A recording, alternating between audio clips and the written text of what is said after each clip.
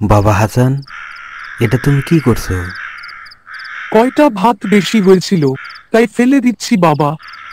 বাবা হাসান, এইভাবে কেউ ভাত নষ্ট করে নাকি? হাসান, মনে রেখো, অপচয়কারী শয়তানের বন্ধু। আমাদের রাসূল সাল্লাল্লাহু আলাইহি সাল্লাম খাদ্যবস্তু পড়ে গেলে তুলে খেতে বলেছে এবং খাদ্য ময়লা লেগে গেলে তা পরিষ্কার করতে বলেছে। আমাদের নবী নিজেও এর উপর আমল করেছে। বাবা, আমার ভুল হয়ে গেছে। আজ থেকে আর খাদ্য বস্তু অপচয় করব না। এই বলে হাসান স্কুলে চলে যায় আর হাসানের বাবা নিজের কাজে বের হয়ে যায়।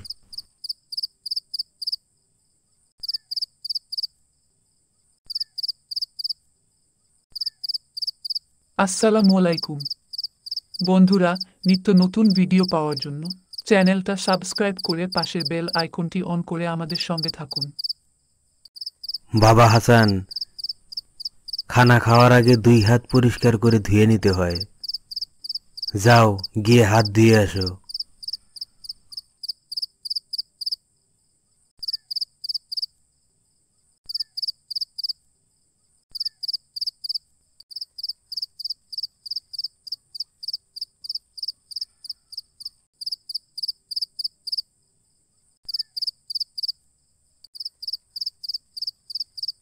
বাবা হাসান, মনে রেখো, আমরা মুসলমান, তাই আমাদেরকে সুন্নতি তরিকায় খানা খেতে হবে। মনে রেখো, খানা খাওয়ার অনেকগুলি সুন্নত রয়েছে, যেমন খাদ্য খাওয়ার আগে 2 হাত পরিষ্কার করে ধুয়ে নেওয়া, দস্তরখানা বিছিয়ে নেওয়া, সুন্নতি তরিকায় বসে খাদ্য খাওয়া। বসার ভিতরে 3টি সুন্নত রয়েছে, আমি তোমাকে বসে দেখাচ্ছি। যেমন তুমি এইভাবে বসতে পারো, না হইলে এইভাবে বসতে পারো, অন্যথায় এইভাবে বসবে।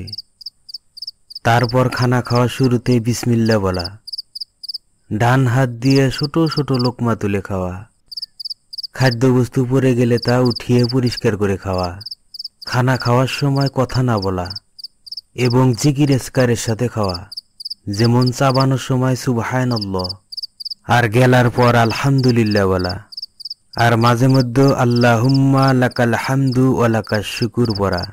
ট্যাক লাগিয়ে না খাওয়া, বর্তন পরিষ্কার করে খাওয়া, হাতের আঙ্গুলকে চেটে খাওয়া, খাওয়ার শেষে আলহামদুলিল্লাহ পড়া। রাতের বেলায় হাসান আর তার বাবা একসাথে খাবার খেতে বইল। বাবা হাসান, এবার তুমি খানা খাওয়ার দোয়াটি পড়ে নাও।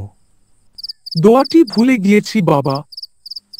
আমি বলে দিচ্ছি, তুমি আমার সাথে সাথে পড়ে নাও।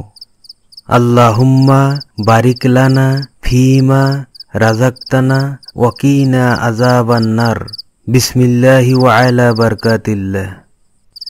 আল্লাহুম্মা বারিক লানা ফিমা রাজাকতানা ওয়াকিনা আযাবান্নার।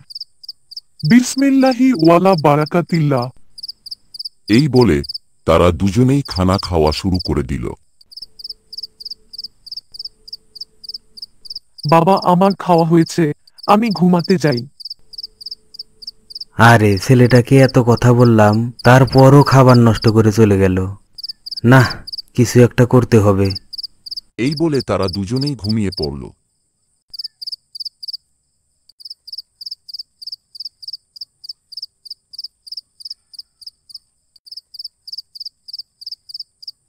বাবা, আজকে কামে যাবে না? বাবা হাসান, আমার খুব জ্বর এসেছে গো বাবা। তোমার তো অনেক জ্বর এসেছে বাবা। আমি আর আজকে ভাত বানাতে পারবো না রে বাবা। রাতের কয়টা ভাত আছে, তুমি সেই কটা সময় মতো খেয়ে নিও। ঠিক আছে বাবা, তুমি চিন্তা করো না, আমি সময় মতো ভাত খেয়ে নেব। রাতের ঠান্ডা ভাত কিভাবে খাবো? খাবোই না আজকে। ক্ষুধার জ্বালায় আর সহ্য করতে পারছি না। যাই, রাতের ঠান্ডা ভাত কটাই খেয়ে নেই।